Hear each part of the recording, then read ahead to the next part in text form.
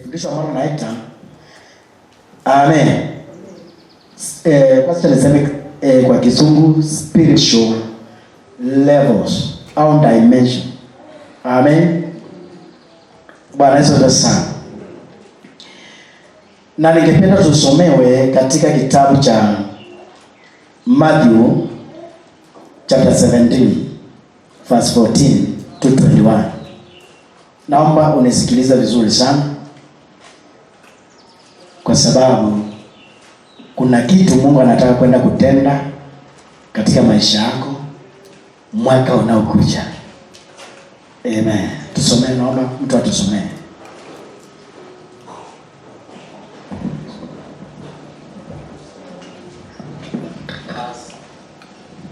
17 verse 14. Maandiko ambayo tunayaelewa sana. Mathayo 17 kuanzia mstari wa 14. Matthew chapter 17 verse 14. Na nitasoma kwa Kiswahili. Maandiko inasema, nao walipofikia mkutano, mtu mmoja akamjia, akampigia magoti akisema, Bwana, umrehemu mwanangu, kwa kuwa ana kifafa na kuteswa vibaya, maana mara nyingi huanguka motoni na mara nyingi majini. Nikamleta kwa wanafunzi wako wasiweze kumponya. Yesu akajibu akasema, enyi kizazi kisichoamini, kilichopotoka, nitakaa pamoja nanyi hata lini? Nitachukuliana nanyi hata lini? Mleteni huku kwangu. Yesu akamkemea pepo, naye akamtoka yule kijana, akapona tangu saa ile. Kisha wale wanafunzi wakamwendea Yesu kwa faragha wakasema, mbona sisi hatukuweza kumtoa? Yesu akawaambia, kwa sababu ya upungufu wa imani yenu. Kwa maana amin nawaambia, mkiwa na imani kiasi cha punje ya haradali, mtawaambia mlima huu, ondoka hapa uende kule, nao utaondoka, wala halitakuwako neno lisilowezekana kwenu. Lakini namna hii haitoki ila kwa kusali na kufunga. Nao walipokuwa wakikaa Galilaya, fika hapa tu. Umefika 21. Yes. Wacha tuombe. Baba, kwa jina la Yesu, Mungu ishie na kutawala, asante kwa sababu imekupendeza siku ya leo nikasimame kama chombo chako kwa ajili, Mungu wa Mungu afadhili, ya kutumia kanisa lako. Nitumie vile ikupendezavyo Jehova, tukainuliwe, tukabarikiwe. Asante Baba yetu wa mbinguni, maana unaenda kunena na maisha yetu. Kwa jina la Yesu tumeomba na kuamini. Bwana Yesu asifiwe sana. Haleluya. Hii fundisho naendeleza tu ile ambayo inazungumzia kuhusu kuishi maisha bila vizuizi. Na kwa hivyo unaweza ukaweka topic kama spiritual depth au level. Amen. Bwana Yesu asifiwe sana. Haleluya. Katika kitabu cha Ezekiel 47 verse 3 kuendelea, maandiko yanazungumzia kuhusu Ezekiel kupelekwa katika mto. Amen. Amen. Amen. Unanisikiliza? Alipopelekwa katika mto, maandiko yanasema kwamba maji, haleluya, yakawa yamemfika chini huku kwenye miguu. Amen. Akainuliwa tena akawekwa kwenye maji, yakawa yamefika kwenye magoti. Amen. Akainuliwa tena akawekwa kwenye mto, maji, amen, yakafika kwenye kiuno. Na ikaendelea hivyo, ikafikia kiwango cha kwamba akawa hawezi akajizuia au akakontrol yale maji. Yale maji yakawa yanaweza kumpeleka vile yanavyotaka. Amen. Sio vile alivyokuwa anataka. Wakati akiwa chini kwa miguu alikuwa anaweza kuyakontrol, akafanya vile anavyotaka, akaenda pale anapotaka. Lakini alipofikia viwango vya juu kumfunika, akawa hawezi akayakontrol tena. akawa anaenda pale maji anapotaka kumpeleka, na hiyo ikawa inazungumzia kuhusu viwango vya nini, vya kiroho. Haleluya, Bwana Yesu asifiwe sana. Haleluya. Kwa hiyo wahubiri wengi ambao hupenda kufundisha kuhusu spiritual death au kusama kiroho wanapenda kutumia andiko hili. Amen. Bwana Yesu asifiwe sana. Kwa hiyo kuna kiwango cha kiroho unaweza ukafikia ukakuta kwamba hauwezi ukajizuia, unaenda vile Mungu anavyotaka. Mwili wako hauwezi ukakupeleka kule unakotaka. Niseme kwamba mwili ni adui wa destiny zetu. Maandiko yanasema mwili kila wakati unapigana na roho, na hatuwezi tukatimiza makusudi ya Mungu. Sababu unaona watu wengi hawasongi mbele, hawaendelei, ni kwa sababu ya mwili. Amen. Mwili ndio ambao unatuzuia kufikia hatima zetu. Bwana Yesu asifiwe sana. Haleluya. Na tunapoendelea hapo mwisho nataka tuweze kuongea kuhusu mwili, ili tuweze kukabiliana na mwili ambao umekufanya uishi maisha ya visuisi ambavyo unaona katika maisha yako ni kwa sababu ya mwili.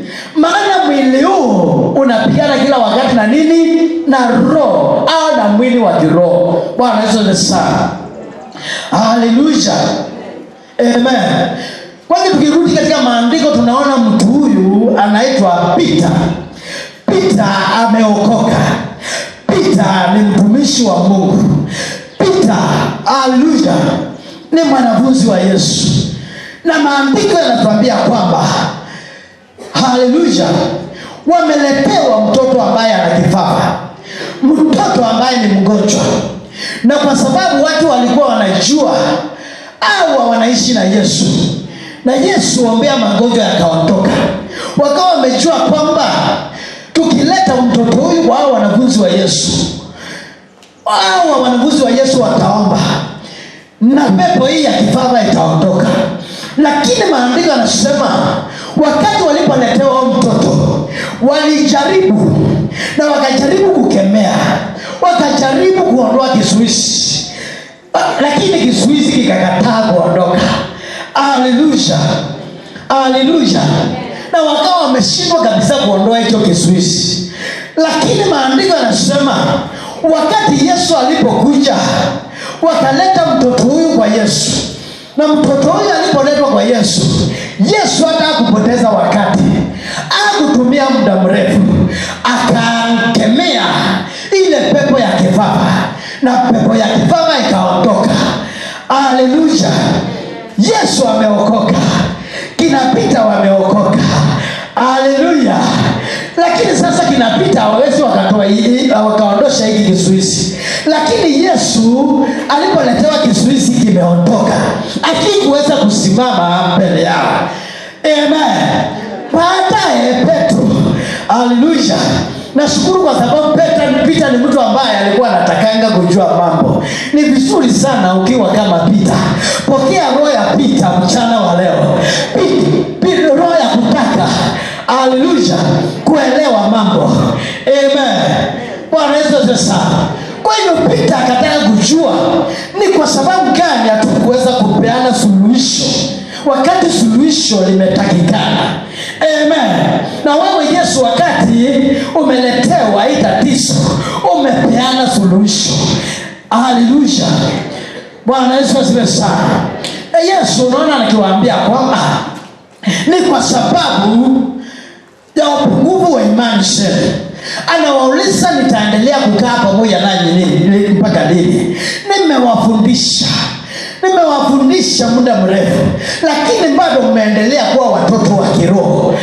Amkui kiroho, amsami kiroho.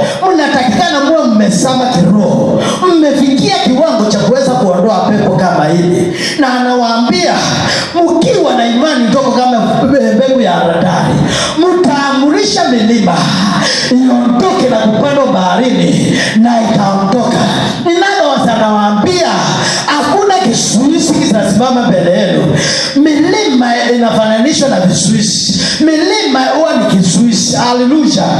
Bwana Yesu asifiwe sana. Kwa hiyo anawaambia kwamba mkiwa na imani ndogo kama vute ya haradali, hakuna mlima utasimama mbele yenu, hakuna kizuizi kitasimama mbele yenu. Mkisungumzia milima iondoke, mkisungumzia vizuizi iondoke, itaondoka, itawatii. Bwana Yesu asifiwe sana. Haleluya. Haleluya. Kwa hivyo inalo Yesu anawaambia kina Peter, kiwango chenu cha kiroho kiko chini. Amen. Ndio maana pepo hii haingeweza kutoka. Kiwango chenu cha kiroho kiko chini. Amen. Ndio maana mlima wao haukuweza kuondoka. Haleluya. Lakini Yesu anawaambia kwamba mlima ambao umewashinda una suluhisho. Inawezekana mkauondoa. Ninyi ambao mmeshindwa na kuondoa, inawezekana mkauondoa. Inawezekana mlima huu ukaondoka mbele yenu. Na nimekuja kukutangazia mpendwa, hiyo milima unaona imesimama kinyume na maisha yako miaka hiyo yote, miaka 10, miaka 20, miaka 30, inawezekana ikaondoka. Amen. Bwana Yesu asifiwe. Kwa hiyo nataka nikuambie, kuna kiwango cha kiroho unaweza ukafikia. Milima hiyo unaona imekuwa ikikutatiza, amen, ikaondoka. Na si mwingine ambaye anaweza kuondoa hiyo milima ni wewe. Bwana Yesu asifiwe sana. Wewe. Amen. Haleluya. Bwana Yesu asifiwe sana. Kwa hiyo Yesu anawaambia mambo mengine hayawezekani pasipo kuomba na kufanya nini? Kufunga. Kwa hiyo anataka kutuambia nini Yesu? Wakati tunapoomba na kufunga, tunazama ndani kiroho. Amen. Ukiingia kwa maombi ya kufunga, huu mwili ambao unakuzuia unautisha, unapoteza nguvu. Huu mwili ambao utumiwa na shetani kukuzuia kufikia your destiny, kukuzuia kufikia hatima yako. Amen. Wakati tunapoingia na kufunga, huu mwili unapoteza nini? Nguvu. Amen. Na wakati mwili huu unapoteza nguvu, ule wa kiroho unanenepa, unapokea nguvu. Haleluya. Unanona. Amen. Na kadiri unavyonona mwili wa kiroho, ndivyo vizuizi vinaondoka katika maisha yako. Bwana Yesu asifiwe sana. Sio kama kuna mtu ambaye ananielewa. Hebu nifungie mkono. Nifungie mkono. Haleluya. Amen. Bwana Yesu asifiwe sana. Kwa hiyo Yesu anawaambia kwamba mko chini kiroho na nimekaa pamoja nanyi sana muda mrefu, lakini mnaweza mkainuka kiroho na mlima kama huo ambao mlikuwa unawazuia, huo mlima wa kifafa ukaondoka. Amen. Bwana Yesu asifiwe sana. Mlima ni majaribu ambayo unayapitia. Mlima unaweza kuwa ni magonjwa ambayo yamekusumbua miaka mingi. Amen. Bwana Yesu asifiwe sana. Mlima unaweza kuwa ni roho ya ufukara. Mlima unaweza kuwa ni roho ya umaskini. Mlima unaweza kuwa ni roho ya uchawi ambayo imesimama kinyume na familia yenu. Unakuta kwamba hamwezi mkasonga mbele. Amen. Maisha yarauliwa. Umetumia neno gani mama nikumbushe? Ile neno ya kufinyiliwa. Maisha ya kufinyiliwa. Kwa hivyo Peter anaona hali ya kufinyiliwa. Kwa nini mbona mimi sikuweza? Kwa nini nifinyiliwa na pepo? Amen.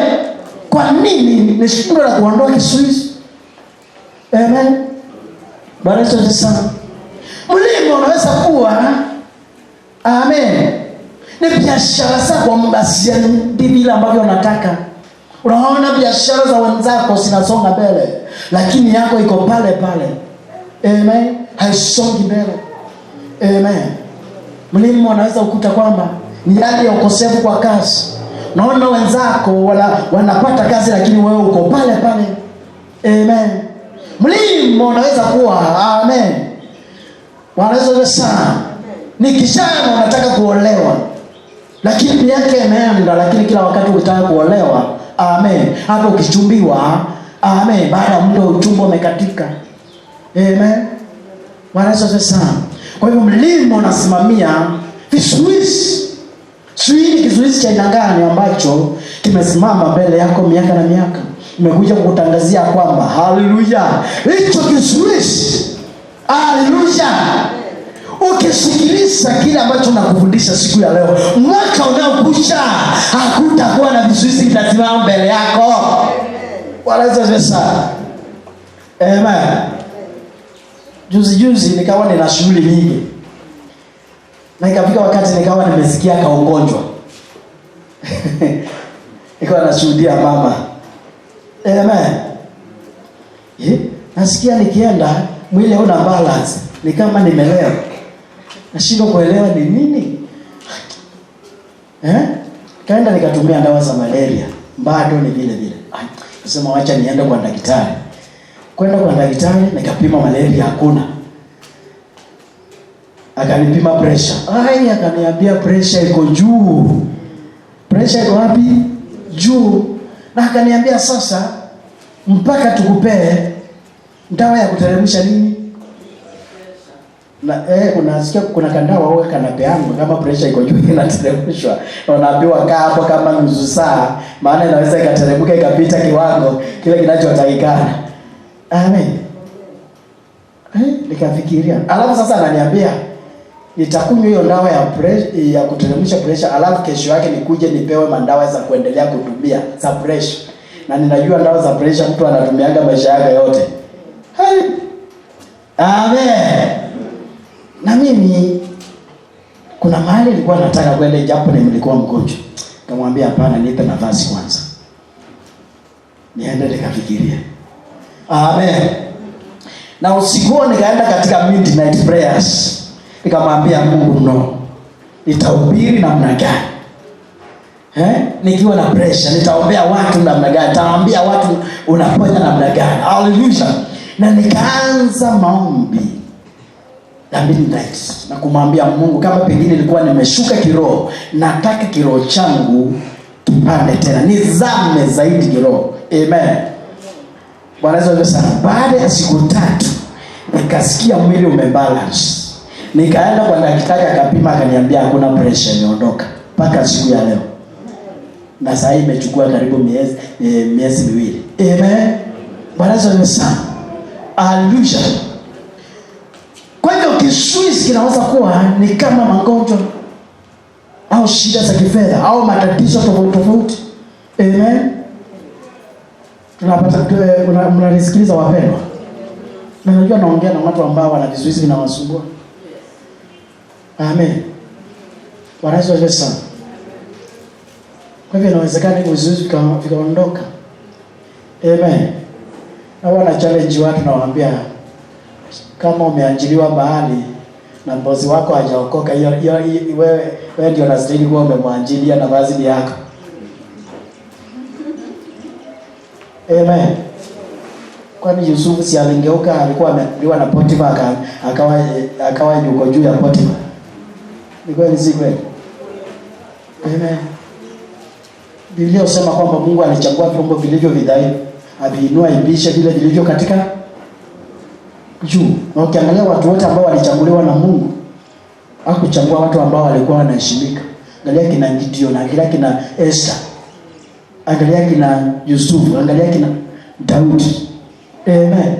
Watu walikuwa ni watu ambao walikuwa wajulikana, lakini akawaandaa kiroho. Na alipoandaa kiroho akawainua, akawaweka juu ya wale waliokuwa katika top. Hata wewe unaweza ukainuka. Amen. Inawezekana. Haleluya. Bwana Yesu sana. Amen. Kwa hiyo unaona Mungu anamwambia Peter, mambo mengine yanawezekana pasipo kuomba na kufunga. Kwa hivyo kuomba na kufunga kunatufanya tukue watu wa kiroho. Amen. Huu mwili ndio ambao unatuzuia kufikia destiny zetu. Huu mwili. Maana mwili huu unapenda mambo ya dunia. Amen. Na nimekuwa nikiuliza watu, amen, fikiria wewe, ikiwa mwili ndio ambao unakuzuia uweze ukafikia your destiny, unatumiwa na shetani na vizuizi. Amen. Na mwili wa kiroho ndio ambao unatumiwa na Mungu ufikie your destiny. Amen. Niulize swali. Mwaka huu ni mambo gani mangapi ambao umefanya kwa ajili ya mwili? Ukianza kuhesabu ile gharama ambayo umetumia kwa ajili ya huu mwili, kuutunza huu mwili. Amen. Nataka nikuchallenge. Mwili huu hauendi mbinguni. Mwili huu mahali pake ni wapi? Amen. Chief, mwili huu mahali pake ni wapi? Amen. Mwili ambao mwaka umenunulia tunguo tuzuri, umeupeleka kwa hoteli nzuri, ukakula chapati, mayai, matumbo, maini, chips, spaghetti. Hallelujah. Amen. Hiyo nywele ambayo umeipamba, sio ukienda saluni unatumia pesa kiwango ngapi? Hallelujah. Mwili huo, wadada mnajirembesha, mnapaka midomo, kucha, mahali pake ni wapi? Amen. Bwana Yesu sana. Mwili ambao tunatumia gharama nyingi sana kuutunza, mahali pake ni wapi? Na mwili ndio ambao unatuzuia hatuwezi kufikia our destinies. Ndio unasababisha vizuizi vikuwe na nguvu katika maisha yetu. Bwana Yesu sana. Mwili ambao unataka vile vitu vya ajabu kwa simu. Kila wakati kuna simu, internet. Kiangalia mambo yanaendelea katika dunia. Hauna nafasi ya kusoma Biblia, hauna nafasi ya kuomba. Nanunua bundles and bundles. Si kwa sababu ya neno la Mungu. Ni kwa sababu ya kuangalia mambo ya dunia. TVs, vipindi vya Nigeria. Unafurahisha mwili ambao hauendi mbinguni, ambao ndio kuzuia usifikie your destiny. Hallelujah. Mambo mangapi ambayo umefanya kwa ajili ya mwili? Mambo mangapi ambayo umefanya kwa ajili ya mwili wa roho? Jiulize. Mambo mangapi umefanya kwa ajili ya mwili wa roho? Mwili wa roho ambao ndio unadetermine your destiny. Mwili wa roho ambao ukinona, ukikua, vizuizi vinaondoka. Tumeendelea na kukondesha mwili wa roho. Amen. Tukiunenepesha huu mwili ambao unatuzuia tusifikie hatima zetu. Amen. Mwili ndio ambao ukijaribu kusoma Biblia unaanza kusinzia. Roho inataka lakini mwili unakataa. Unakwambia uwezi ukafikia your destiny. Maisha yako yote utaishi maisha ya vizuizi. Hauwezi ukasoma Biblia, maana wastahili uishi maisha ya vizuizi. Amen. Bwana Yesu sana. Ukitaka kusoma vitu ambavyo vinahusiana na dunia, magazeti, hallelujah, unasoma from page moja to page, the last page. Na utatamani kama kungekuwa na page nyingine utafungua angalia kama kuna nyingine. Lakini ukitaka kusoma Biblia, hata chapter ya kwanza hivi, anza kusinzia. Mwili ukifunga, ukijaribu kufunga, hauwezi ukafika jioni. Amen. Mwili unaanza kusumbua. Mwili ambao mahali pake ni wapi? Inaitanga 46. Hauendi mbinguni mwili huu. Amen. Umefunga tu unaanza kusikia ni kama zuini. Amen. Bwana Yesu sana. Mtumishi wa Mungu akitangaza mfungo. Amen. Wajua nimeshawahi kuona Waislamu huko wakati wa mfungo wanayepanga wanaingia kutoka kwa hoteli huko nyuma wanayapana kule nyuma.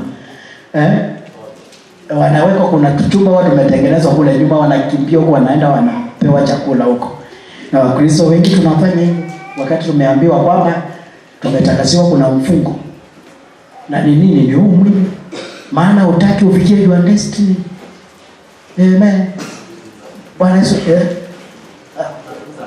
unatunza mwili. Mbio nyingi ambazo tunaenda kila siku ni za kutunza nini? Mwili. Hatuwezi tukapatikana katika vipindi vya katikati ya wiki kusikia neno la Mungu ambalo ndio linanenepesha, ndio chakula cha mwili wa kiroho, inanonesha mwili wa kiroho ili tufikie our destinies. Amen. Ni vitabu vingapi umenunua kwa ajili ya kunenepesha mwili? Usome unenepeshe mwili wa kiroho. Amen. Bwana Yesu asifiwe. Ni mara ngapi umefunga? Kila siku kuanzia asubuhi, mchana, jioni. Haleluya. Mwaka kuanzia mwaka mpaka mwaka, mwisho wa mwaka ni kula tu. Tunakula na tumeendelea kuteseka. Watoto wetu wameendelea kuteseka. Familia zetu zimeendelea kuteseka. Amen. Tunaendelea kuishi maisha ya umaskini kwa sababu ya mwili. Bwana Yesu asifiwe. Haleluya. Kama mpendwa, unaweza ukachukua tu ukaanza kushughulikia mwili wa rohoni. Amen. Na kukataza mwili huu anasa za dunia hii. Amen. Mambo unaotaka mpendwa, utaenda kuona mwaka wa ajabu, mwaka unaokuja. Tunapata. Sui kama ninasaidia mtu. Mwili huu ni mwili hatari sana huu ambao tumebeba. Amen. Bwana Yesu asifiwe. Nataka kila wakati tu vitu vya duniani. Amen. Peter, haleluya, wakaenda kwenye maombi na Yesu.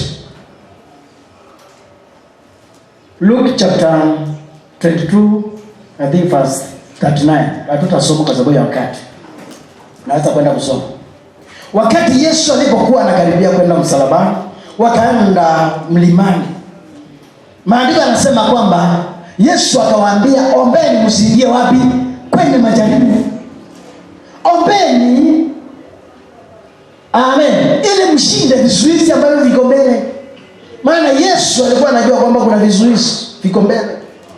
Lakini maandiko yanasema kwamba badala ya waombe walienda kulala. Na Yesu akawa amejitenga kando na akaomba.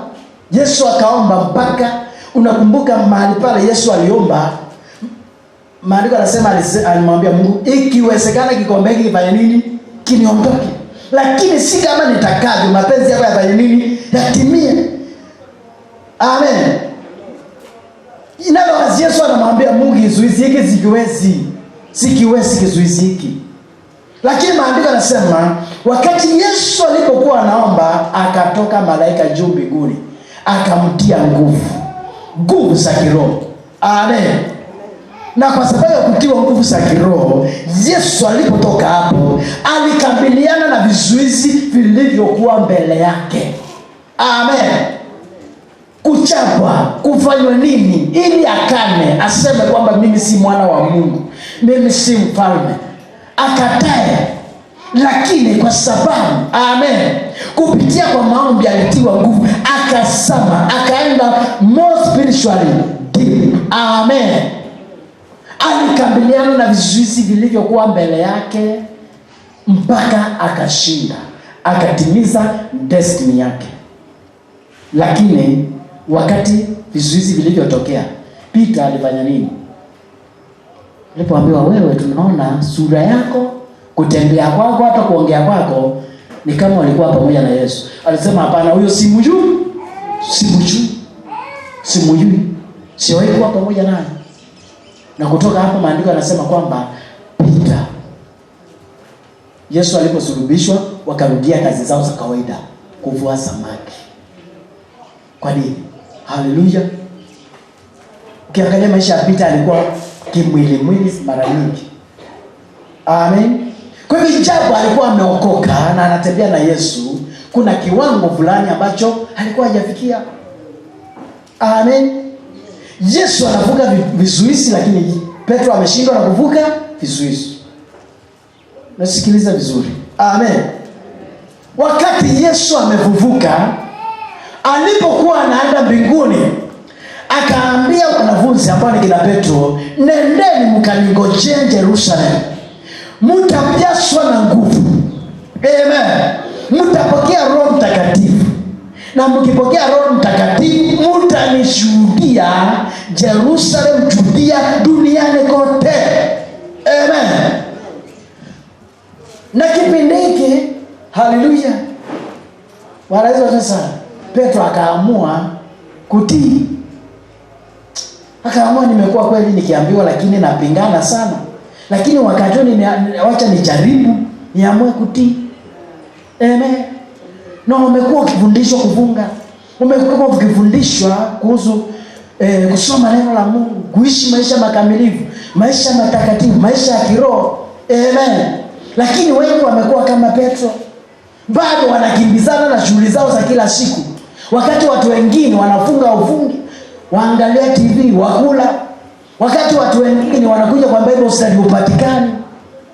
Wakati watu wengine wanakuja kwa ibada za katikati ya wiki kwa mikesha hawapatikani.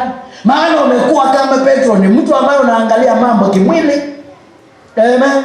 Lakini kipindi hiki Petro akasema kwamba wacha ni jaribu kutii. Na wewe si ujaribu kutii. Si ujaribu uone. Haleluya. Peter kaenda kangojea. Na maandiko yanasema kwamba wakajazwa na nguvu. Walikuwa katika maombi ya kufunga. Kwa hivyo wakasema more deeper spiritually walipojazwa na Roho Mtakatifu. Amen. Vile viwango ambavyo Ezekiel alionyeshwa. Kwa hivyo akawa ametii kufanya kile Yesu alichokuwa anataka. Kwa hivyo akawa amezama zaidi kiroho. Na nimesema kwamba anasema the more you go deeper spiritually, the more vizuizi vinaondoka. Amen. Bwana Yesu asifiwe.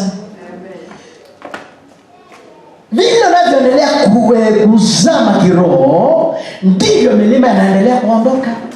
Kwa hivyo nasema kuna kiwango ukiwa cha kiroho, milima fulani haiwezi kaondoka. Lakini ukienda more deeper spiritually, milima hiyo ilikuwa haiwezi kaondoka, inaondoka. Amen. Bwana Yesu asifiwe. Peter wakati ametoka pale baada ya kuzama zaidi kiroho, haleluya, Peter huyo aliyeshindwa na pepo ndiye Peter huyo aliyevuvua Dorcas. Haleluya. Peter aliyeshindwa kukemea pepo ikatoka ya kibaba, tunaona akivuvua Dorcas katika Biblia. Imekuwaje? Mbona wakati ule alishindwa? Amen. Na sasa mbona anavuvua? Wakati ule anashindwa hata na kuponya mtu ambaye yuko hai, lakini sasa mtu ambaye amekufa anavuvua. Peter huyo ambaye alishindwa na kutoa pepo ya kibaba, wakati anatembea na watu wakisikia anapitia kwenye njia, wanaweka watu kwenye barabara. Wakiangukiwa na kivuli chake wanapokea uponyaji, hata kama ni viwete wanatembea.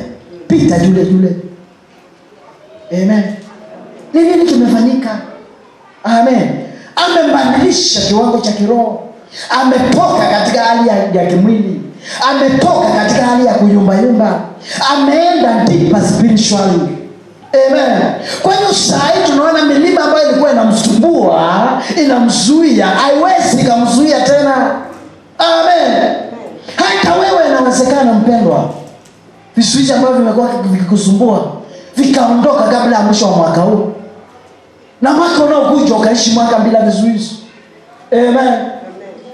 Hakuna mtu ambaye ni mdoko katika nyumba ya Mungu. Hakuna mtu maskini katika nyumba ya Mungu. Hakuna mtu anastahili kuishi na magonjwa katika nyumba ya Mungu.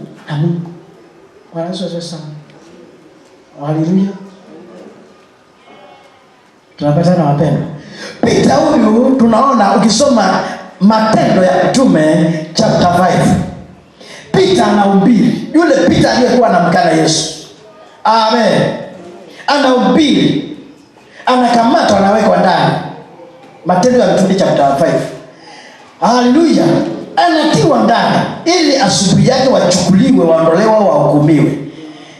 Na kukawekwa maaskari walinde ile gereza. Lakini maandiko yanasema usiku wa manane, haleluya, akatokea malaika. Maaskari wamekaa katika gate. malango yamefungwa na kuna maaskari wamesimama pale na wako na silaha, lakini malaika maana ni wa kiroho na amekuja kutoa watu wa kiroho. Haleluya! Wale maaskari hawakujua vile malaika aliingia akamtoa Petro, akatolewa katika gereza pamoja na wenzake, na wasubu yake wakaanza kuhubiri. Haleluya! Wewe fikiria, ukisoma hapo unashangaa. Wakati wale wakubwa walipotumana, nendeni mkalete hao watu kutoka katika gereza ili tuwahukumie. Kwenda kuangalia kwa gereza zimefungwa na kufuli. Amen. Na maaskari wako hapo wamesimama, wanalinda Peter wapi na wenzake kwa gereza. Lakini Peter hao wanahubiri wapi? Huko nje. Wako hapo wamesimama na magereza na kufuli. Wanaweza sana. Yaani unachua kielewa na kile ambacho nazungumzia mpendo. Maisha yako yatabadilika. Utabadilisha familia yenu. Utabadilisha kijiji chetu. Amen. Wanaweza sana. Maskari wamesimama pale. Gereza zilipofunguliwa kuangalia hakuna watu. Mtu mmoja akakuja akawaambia wale watu ambao mnatafuta mliofungia wako kule sokoni wanahubiri. Wakashangaa imekuwaje? Milango imefungwa, wamepitia wapi? Unajua wale maaskari, hukumu ilikuwa ni mtu kama alikuwa kwa gereza na akatoka, na wale maaskari hawakumzuia asitoke, anahukumiwa kufa. Wale maaskari waliuliwa. Kwa kitu ambacho hawaelewi vile mambo ilivyofanyika. Amen. Peter wakaambiwa kwamba msihubiri kwa hilo jina. Wakauliza, tutawasikia nyinyi au tutasikia nani? Mungu. Huyu ni yule Peter alikuwa anakaa na Yesu. Kwa sababu kiwango chake cha kiroho kilikuwa chini, kiwango chake cha imani kilikuwa chini. Amen. Bwana Yesu asifiwe. Matendo ya Mitume 12 tunaona Peter tena akiwa ameshikamatwa akawekwa wapi? Gereza.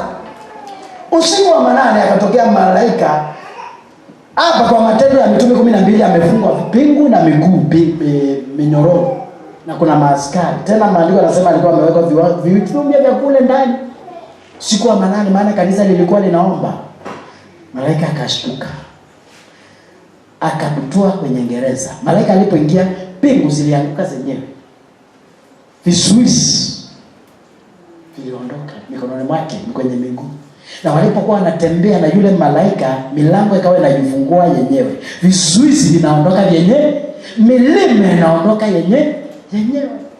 Na ndivyo hivyo ilivyo kama utaenda kupata kile nafundisha na uamue enough is enough. Sitaendelea kuishi haya maisha. Amen. Mwaka unaokuja unapotembea hivi, vizuizi vitakuwa vinaondoka vyenyewe. Amen. Peter, vizuizi viliondoka vyenyewe. Amen. Bwana asifiwe sana. Maana kuna malaika ameshuka. Ukisoma katika kitabu cha Exodus chapter 23 verse 20, maandiko yanasema na Waisraeli walikuwa wamepewa malaika aliyekuwa anatangulia mbele yao. Na Waisraeli wanaambiwa malaika huyo msimweke kizuizi, msimtie kisirani, msimkosee, msikuwe watu wa mwilini. Maana mkiwa watu wa mwilini atawangeuka. Amen. Na Waisraeli walipokuwa wanasonga mbele, vizuizi vilikuwa vinaondoka. Walipokutana na bahari ilitengeneza njia. Watu wa mwilini wa kutoka nje ndio walipojaribu kupitia pala. Wazi wamepitia rasisi kwa nini? Waliangamia kwenye kile kizuizi. Lakini Waisraeli kwa sababu ya rohoni walipita kila kizuizi. Maana kuna malaika alikuwa anatangulia mbele yao kuondoa vizuizi. Kuna mtu ambaye anapoenda kuvuka mwaka. Amen. Malaika wa Mungu ataenda kumtangulia wa kuondoa vizuizi. Lakini si hivi ile hali ulio nayo unahitaji uzame ndani kiroho. Wapendwa, amen. Bwana Yesu asifiwe sana. Mnanipata? Sihubiri, nawafundisha, tuwashauriana, tuwapeana maarifa. Watu wako wanaangamia kwa sababu wakosa nini? Maarifa. Hii ni maarifa tunapeana. Bwana Yesu asifiwe sana. Wapendwa, wacheni niwaambie. Saa hii mwezi huu watu wa duniani wako mbioni. Wengine wamefunga na wanafunganga siku nyingi. Amen. Wengine wako mbioni kutoa makafara kwa ajili ya kuteka mwaka unaokuja. Amen. Wewe unafanya nini kwa ajili ya mwaka unaokuja? Unangojea mwaka uanze. Kwanza Christmas ipite na mwaka mpya. Ukule unenepeshe huo mwili. Uvalishe nguo nzuri. Mwili ukule chapati na chips. Ndio uanze kuingia kwa maombi ya kufunga. Pendo umechelewa. Ndio maana kila mwaka unaishi mwaka wa vizuizi. Watu wa upande ule mwingine sasa hivi wako mbioni. Wako mbioni wakitoa kafara. Ndio maana unasikia kuna majari zinatokea kila mahali. Saa hii wale watu ambao wanasiasa wako mbioni. Wanavuka mipaka kwenda Tanzania kila mahali. Amen. Kutafuta nguvu za kiroho upande ule mwingine ili wapate uchaguzi mwaka unaokuja, ili wateke mwaka unaokuja. Watajua unafanya nini? Tunawaza tu tutakula mbuzi, tutakula kuku, tutavaa nguo ya aina gani? Wakati destiny zetu zinachukuliwa, wakati baraka zetu za mwaka unaokuja zinaendelea kutekwa.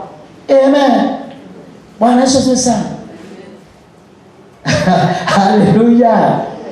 Haleluya. Unajua wanasema kwamba ni vizuri sana kushinda adui kabla hujakutana naye. Unaweza ukashinda vizuizi, ukaondoa vizuizi vya mwaka unaokuja kabla hujaingia mwaka unaokuja. Amen. Unaweza ukashinda maadui wa mwaka unaokuja kabla hujaingia mwaka unaokuja. Wanasema kwamba sababu Yesu akiwa kwenye huduma, mapepo zilikuwa zikimwona, zinaanza kulia, zinaanza kutetemeka, zinaanza kumwona wa Mungu usitutese. Ni kwa sababu gani? Yesu kabla hajaingia kwenye huduma, amen, alikuwa ashaondosha vizuizi vyote. Aliongozwa kwanza kwenda kwa maombi ya kufunga 40 days. Amen. Akazama kiroho, akakutana na mapepo pale, akakutana na shetani pale. Amen. Akamshinda shetani pale. Akashinda mapepo ya magonjwa, mapepo ya ufukara, mapepo ya umasikini kule. Akashinda vizuizi pale. Ndio maana wakati akiwa kwenye huduma vizuizi vilikuwa vinaondoka vyenyewe. Amen. Ezra chapter 8 verse 21. Maandiko yanasema kwamba walikuwa wanaenda Jerusalem. Amen. Haleluya. Nataka kusaidia mtu. Sana. Mtu ambaye anapanga mwezi huu wote, siku ambazo zimebakia ni za kusherehekea, kukula sana. Amen. Wanasema sana. Ezra wakawa wanaenda Jerusalem. Walikuwa na watoto wao, walikuwa na mali zao. Na wakagundua mbele wakati watu wanaenda Jerusalem, kuna mahali katika njia watu wanakuwa ambushed. Kisoma hapo katika maandiko chapter 8 verse 21 mpaka 31. Amen. Kuna mahali palikuwa hapapitiki. Kama watu hawana jeshi la kuwasaidia, palikuwa hapapitiki. Amen. Kwa wengine walikuwa wanatafuta jeshi ndio wajaribu kama watapita pale. Ezra, maandiko yanasema kwamba akafikiria, akasema kwamba tukienda kwa mfalme tumwambia kwamba tunahitaji wanajeshi watulinde, watatushangaa maana tulikuwa tumesema Mungu wetu anaweza. Wataanza kutuuliza, kwani huyo Mungu wenu mliokuwa mnatuhubiria mnatuambia kwamba anaweza, kwani leo hawezi? Imekuaje? Amen. Ndio nisema kwamba watu wa Mungu, amen, tuandanga kutafuta kukopa watu ambao hawajui nani Mungu wenu yuko wapi. Wanashangaa, kwani hawa wanatuambianga ati kuna Mungu anaweza, ukiingia kwa Yesu, Mungu wao yuko wapi? Kuna mshirika mmoja wangu alikuwa anafanya kazi, kuna zile cottages ziko kule za wazungu. Akahubiria mzungu mmoja. Akamwambia njoo uokoke, Mungu anakupenda nini. Yule mzungu akamwambia, sasa ananiambia mimi ndiye Mungu wako. Mimi si ndiye nimekuajiri akupea pesa. Mimi ndiye Mungu wako, sasa nitakuja kwa huyo Mungu wako ambaye hawezi akakufanya nini? Akupea pesa, na mimi ndiye wana nakufanya nini? Nimekuajiri akupea pesa. Depend kwangu. Amen. Sasa unaona? Ezra akawa amefikiria akaona kweli tukienda huko tulikuwa tumeambia mfalme Mungu wetu anaweza. Itakuwaje? Wewe mara ngapi umeenda kwa duka ya mtu ambaye hajaokoka, umekopa sukari, umekopa unga, mpaka unashiba na kulipa, unaanza kukwepa. Unabadilisha njia. Na unasema Yesu anaweza, Mungu anaweza. Amen. Hii ni kitu ambayo inastahili kuondoka kwa watu waliookoka. Na inawezekana. Ikiwa iliondoka kwa Peter, hata kwako inaweza kuondoka. Bwana Yesu asifiwe. Haleluya. Kwa hivyo Ezra akasema kwamba haiwezekani. Na Ezra maandiko yanasema akatangaza kufunga. Maombi ya kufunga. Amen. Na ndio ukifika nyumbani ikiwezekana usome hiyo chapter. Akatangaza maombi ya kufunga. Amen. Wakaamua kusama kiroho. Maana waliona wakienda wakiwa mwili hawataweza. Amen. Kwa hivyo wakaamua kusama katika roho. Maandiko yanasema wakajiombea wenyewe, wakaombea watoto wao na wakaombea mali zao. Unapoelekea mwisho mwaka unaokuja, miaka yote imekuwa ni miaka ya majaribu, imejaa vizuizi.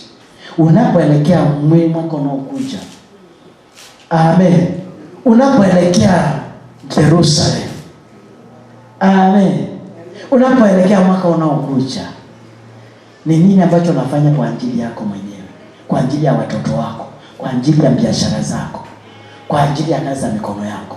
Ni nini ambacho unafanya? Unangojea mpaka mwaka ufike, amen, tuanze kuchukua hatua? Utakuwa late. Amen. Ezra ngojea mpaka aende akutane na maandu, kusema wacha tuende tu tukakutane nao huko. Amen. Aliamua kumshinda adui kabla hajakutana naye. Amen. Waliamua kushinda maadui kabla hawajakutana nao. Wakasema kiroho, ndani kiroho. Na maandiko yanasema kwamba wakati walipofika pale walikuta maadui wako. Amen.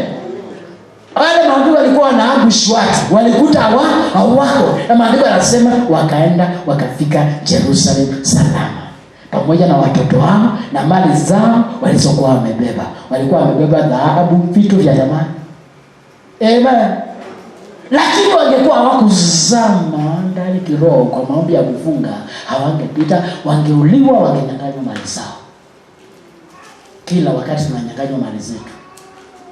Unakuja hapa, wewe unajua kwamba amen, upatikani, usomi neno la Mungu, upatikani kwa ibada, utoi fungu ya 10. Amen. Unakuja tu, mtu wa Mungu anakuombea, watumishi wa Mungu anakuombea. Na ni kweli zile baraka zinaachiliwa. Lakini wakati zinakuja, kwa sababu wewe ni mtu wa mwilini, zinatekwa, zinaenda kwa watu wengine. Maana kuna mapepo yanaambush baraka za watu. Baraka zozote za mtu ambaye yuko mwilini huwa hazina ulinzi wakati zinakuja. Lakini baraka ya mtu ambaye yuko rohoni ikiachiliwa, hakuna pepo inaweza kuigusa, huwa inalindwa na malaika wa Mungu. Wengi wanashangaa, tumeombewa, wamekuja na manabii, wakatutabiria, wakatuombea maombi ya aina hii, mbona hatuoni ikifanyika? Hiyo kanisa ina Mungu. Hii kanisa ina Mungu, wewe ambaye hauna Mungu. Maana uko mtu wa mwilini. Kila ambacho unaombewa na watumishi wa Mungu, Mungu anaachilia, lakini kinakuwa ambush wakati kinakuja, maana hakina ulinzi. Amen. Uliza Daniel wakati aliomba, wakati baraka zote zilipokuwa zinakuja, mapepo ya Wajemi na Wajunani yakateka. Ikabidi mpaka ni malaika Gabriel alipokuwa anakuja kuleta baraka za Daniel, alitekwa malaika na mapepo. Amen. Ya Wajemi na Wajunani. Ikabidi Daniel aendelee na kuzama zaidi kiroho. Malaika Gabriel alipoachiliwa baada ya kupiganiwa na malaika Mikael, alimwambia Daniel, ulijibiwa ile siku ya kwanza. Ile siku ya kwanza ndio nilitumwa nikuletee mafanikio yako, lakini nikatekwa wapi? Kwa hivyo hizo siku zote 21 nilikuwa nimezuiliwa na mapepo ya Uajemi na Uyunani.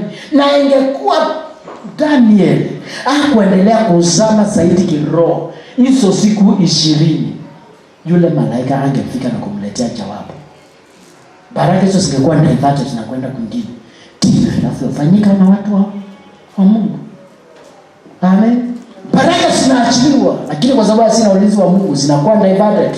Zinaenda kwa watu wa dunia, zinaenda kwa watu ambao wanaabudu miungu. Mpaka tuamke wapendwa. Bwana Yesu asifiwe sana.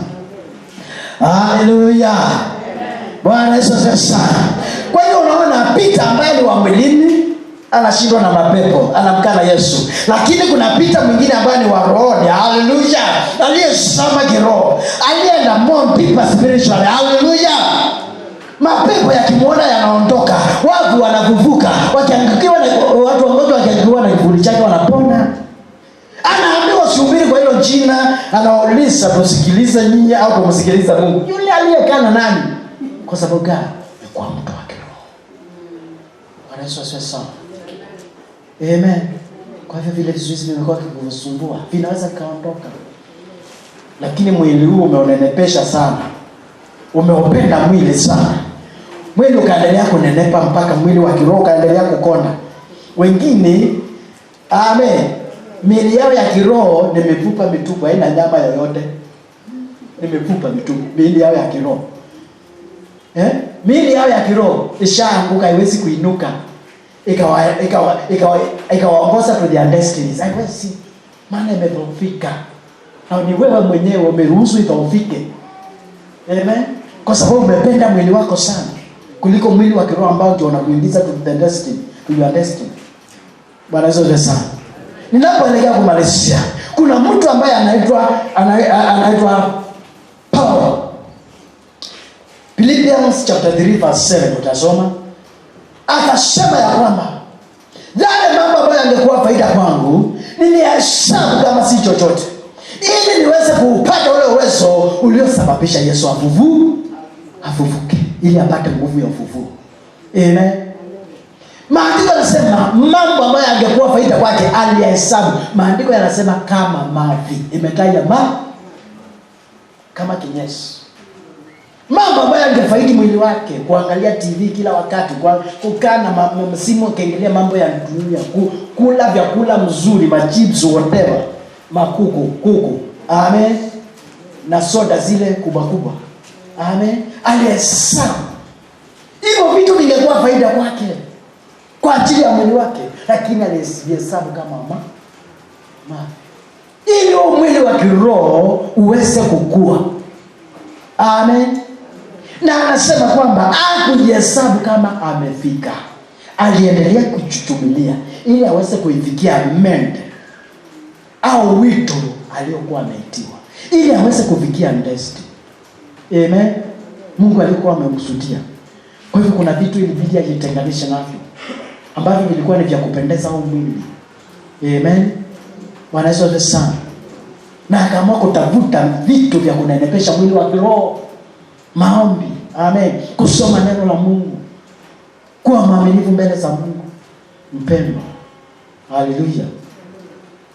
Haleluya. Ni nini ambacho atafanya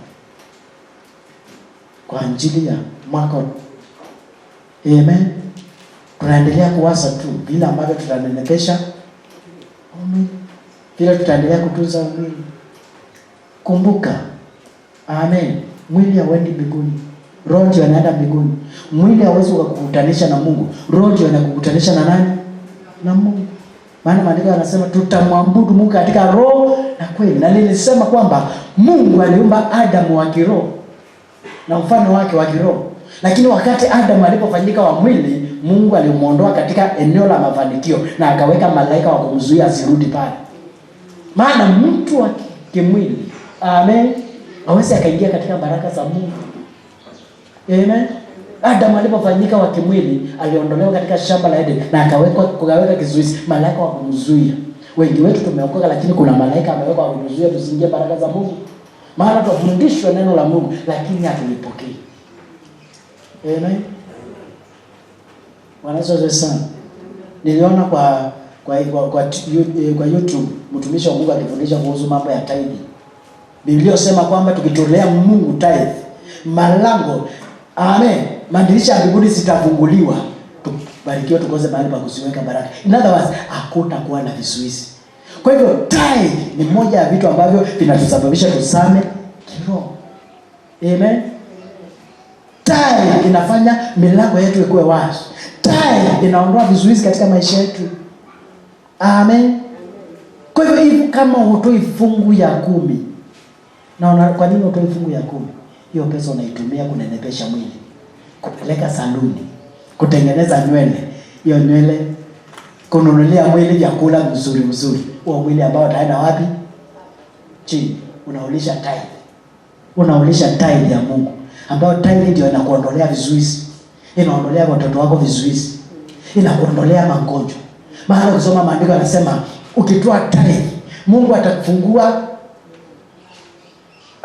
madirisha ya mbinguni, na anasema nitamkemea mharibifu. Magonjwa kupitia kwa tithe Mungu ataondoa. Ufukara Mungu ataondoa. Sasa wewe kile ambacho kingesababisha amen, mwili wako wa kiroho kuwe, vizuizi viondoke, amen, unakitumia kunenepesha mwili. Amen. Na vizuizi vinaendelea kusimama na kuongezeka katika maisha yako. Milima inaendelea kusimama. Kwa hivyo Paulo anasema hayo mambo alihesabu kama si chochote. Bwana Yesu asifiwe. Haleluya. Haleluya. Kuna mtu ananielewa? Niinulie mkono. Amen. Haustahili kula tithe. Haustahili kutumia tithe kusomesha watoto, kununulia watoto chakula. Ni laana. Unaweka vizuizi kwa maisha ya watoto wako. Amen. Unawaambia watoto, wewe unapowapea watoto wako tithe kuwanunulia chakula, naambia nyinyi endeleeni kukaa, unakuwa mchawi wa watoto wako. Amen. Kwa hiyo usitafute mchawi mwingine. Haleluya. Unatumika kama mchawi wa watoto wako au wa maisha yako bila kujua. Na siku ya leo tunatangaza kwamba katika hii kanisa hakutakuwa na wachawi wa kujiroga na kuroga watoto wao. Tunakataa kwa jina la Yesu. Amen. Tithe inakufungulia, inaondoa vizuizi, inakuondolea matatizo katika maisha. Tithe kuisha maombi ya kufunga. Amen. Kusaidia watu ambao wana mahitaji. Ukisoma hiyo utaenda kusoma peke yako.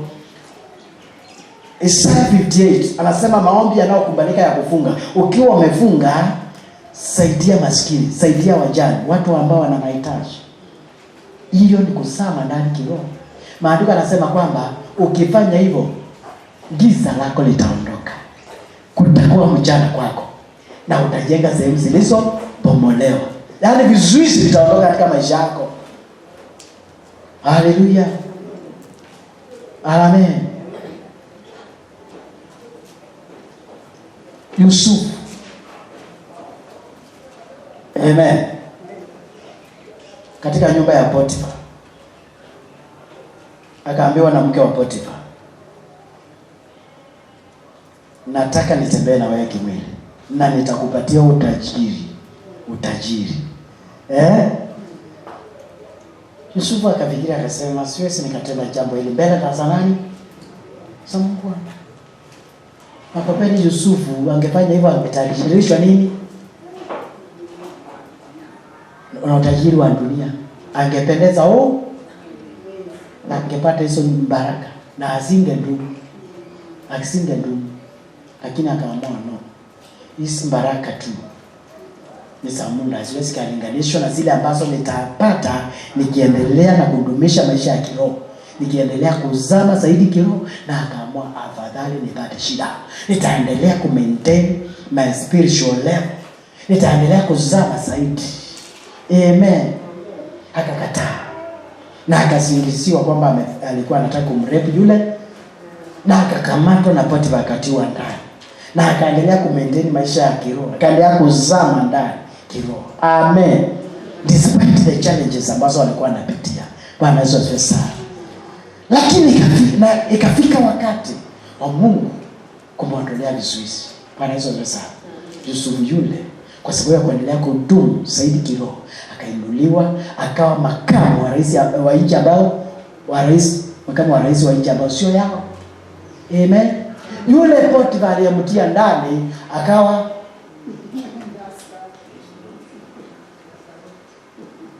Amen. Bwana Yesu asifiwe sana. Haleluya. Wacha niwaambie wapendwa. Mama nikimalizia. Najua kuna wengi sana wamepangia mambo ya sikukuu. Mafasi na nini. Lakini haustahili kuvuka mwaka huu kabla hujaingia kwa mambo ya kufunga. Liwe liwalo, tafuta kama 3 days. Hata kama ni baada ya sikukuu, ingia kwa maombi ya kufunga. Seriously, ingia. Amen. Kwa maombi ya kufunga. Vile Ezra alivyofanya. Alimalizana na adui kabla hajakutana naye. Au hajafika pale adui yuko. Malizana na maadui wa mwaka ujao kabla hajaingia mwaka unaokuja. Sasa hivi kuna watu ambao wanakesha, watu upande wa gizani. Wakiteka mwaka unaokuja, wakikuwekea vizuizi. Na wao wanangojea mwaka ukiingia ndio waanze kutangaza maombi ya kufunga ya siku 20, siku 40. Utakuwa late. Destiny yako itakuwa ishachukuliwa. Utakuwa unapigana, unajua ukipigania, amen, eneo lako la mafanikio. Yale mafanikio mtafanya nini? Yanaharibika. Amen. Ndio Wakamba akasema kwamba ni Wakamba ni Waswahili. Walisema ni ng'ombe au ni panzi. Wakipigana mahali nyasi ndio inafanya nini? Amen. Ng'ombe wakipigana, wanasukumana, wanaharibu ile chakula, wanangojea mwaka ujao kuna baraka zako kuanzia Januari. Kuanzia wiki ya kwanza kuna baraka Mungu amekusudia mpaka mwisho wa Desemba. Unataka uingie mwaka hapo ndio uanze kung'ang'ana na shetani kwenye baraka zako. Utamaliza mwaka uking'ang'ana. Yesu alimalizana na shetani kabla hajaingia kwenye huduma. Ezra alimalizana na shetani kabla hajaanza safari. Kuna mtu anapata kitu. Bwana Yesu asifiwe sana. Sivuki mwaka, nimekuwa kwa maombi ya kufunga kabla sijaanza safari ya kuja. Wiki nyingine imepita. Na sasa hivi nikirudi naenda pia kuingia kwa maombi ya kufunga. Nimalizane na maadui kwa mwaka unaokuja. Haleluya. Amen.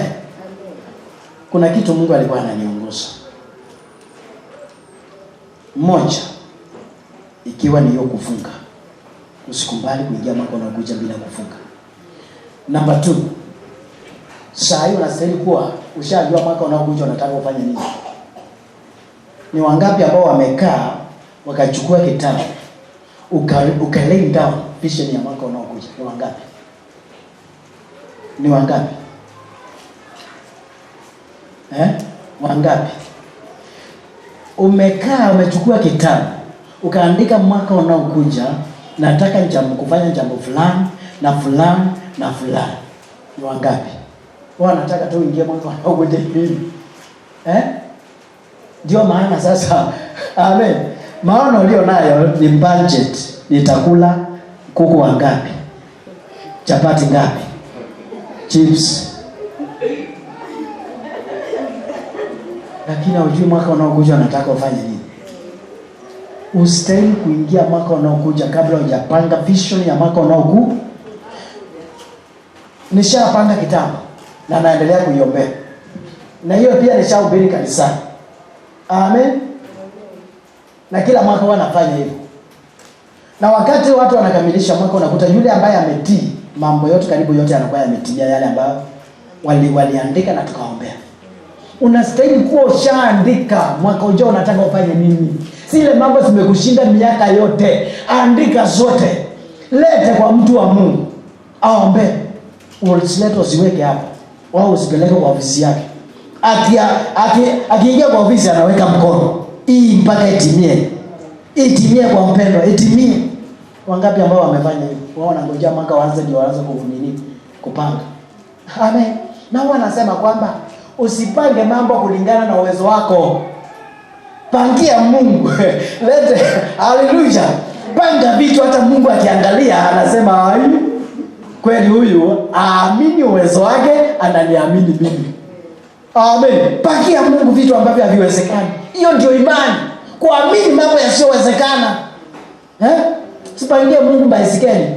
Kama unaweza ukaenda ukakopa kwa rafiki yako kanunua baisikeli, pangia Mungu zile vitu ambavyo haviwezekani. Vitu vya Mungu ni vile haviwezekani.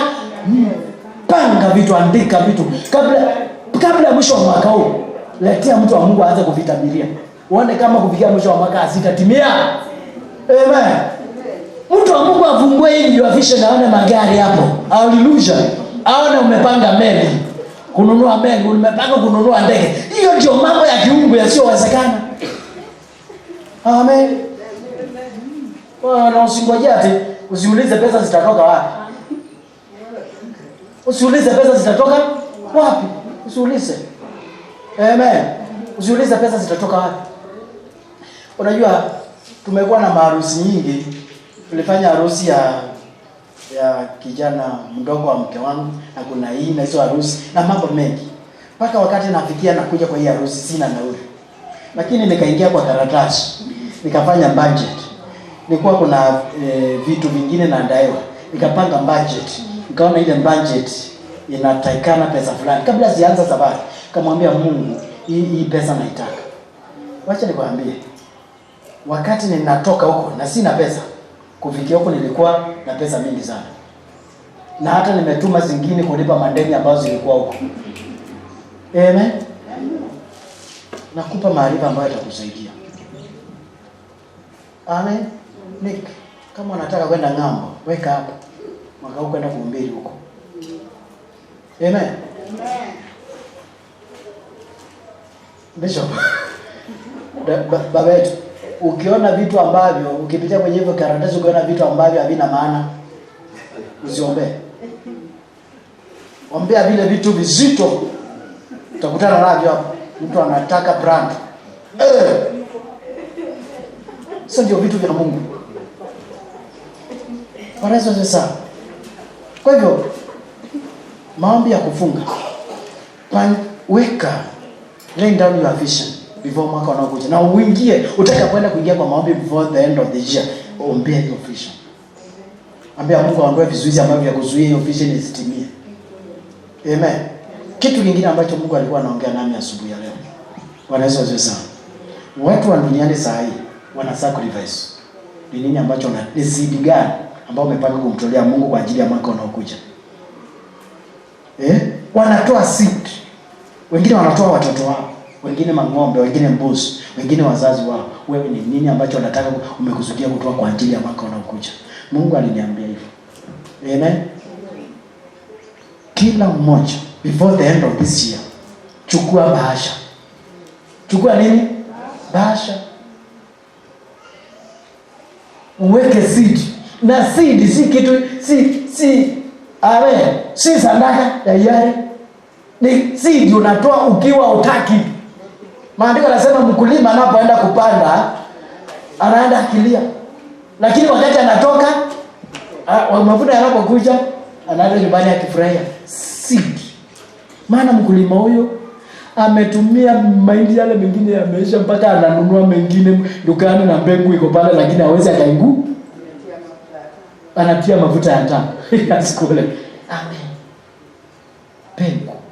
Mungu ameniongelesha asubuhi. Wakati nilikuwa naomba masaa ya usiku kuelekea asubuhi. Seed. Amen. Weka kwa bahasha. Lete kwa mtu wa Mungu. Kuna wakati mwingine nilifanya jambo kama hilo. Wakati huo nilikuwa nataka Mungu ameniambia watu watoe seed. Naomba mnisikilize vizuri. Amen. Seed ya ujenzi. Mungu alikuwa ameniambia hivyo. Kuna mtu alipledge 50,000 na akatoa wengine 20, wengine 15. Maana Mungu alikuwa ameongea. Kuna wengine walitoa 5,000, wengine wakapuuza. Unajua mmoja alitoa 15,000. Baadaye alikuja kaniambia, pastor, ningekuwa ninajua ningekuwa ninajua, yaani yale Mungu amenitendea, ningekuwa najua, ningetoa zaidi ya hii 15,000. Yule aliyetoa 50,000 alikuwa ni one day pale Shimoni kwa KWS. Haikuchukua muda akainuliwa akakuwa senior warden. Akasimama anasimamia Mombasa. Saa hii haikuchukua muda, saa hii anasimamia maeneo yote ya Northern Eastern. Alikuwa na magari, saa hii ana magari sijui mangapi. Amen. Juzi alikuwa kanisani akawaambia mimi, akawa anaambia washirika, sijawahi, nimetembea makanisa mengi, mataoni makubwa, sijawahi kukutana na kanisa ambao Mungu anaongea kama hivi. Alikuwa ana-encourage washirika, mko mahali, anawaambia kama kuna mahali pa nimenisaidia ni hapa kanisani, maana Mungu anaongea na mambo yanatimia. Sikia kwambia, Mungu hakuniambia kwamba mtoe seed ya ujeshi. Mungu aliniambia ile seed ambayo mtatoa, peeni mtu wa Mungu. Yeye mwenyewe ndiye ataamua bila itafanya hiyo seed. Akiamua kutumia mwenyewe, wewe ni utoe seed yako na usahau. Yeye ataamua. Yeye akiamua kujenga nayo, akiamua kutumia mwenyewe na familia yake, wewe usifuatilie. Lakini Mungu aliongea naye kuhusu hiyo. Bwana Yesu asifiwe sana. Amen. Wangapi wananisikia? Wangapi wananisikia? Nenda kachukue bahasha. Ikiwezekana hii Sunday inayokuja au before the end of this year, usikumbali mwaka uvuke kabla hujatoa hiyo seed. Ukiongozwa na Mungu utoe 100,000, 50,000, 20, lete. Utaenda kuona Mungu akitenda maajabu. Hiyo seed itaenda kukuondolea vizuizi. Hiyo ni njia moja ya kusama kiroho. Amen. Tusimame kwa miguu yetu. Naona masaa yanaenda. Haleluya. Haleluya. Tusimame kwa miguu yetu. Naomba tusimame. Na nataka tupate wimbo wa kuabudu. Na nitamleta mtumishi wa Mungu kama vile nilifanya wakati ule mwingine, atatuombea. Tupate wimbo wa kuabudu. Tupate wimbo wa kuabudu. Inua mikono yako mbele za Bwana. Tupate wimbo wa kuabudu. Asante Bwana. Asante kwa kunena na maisha yetu. Tunakuinua Bwana. Tunakuinua Jehova.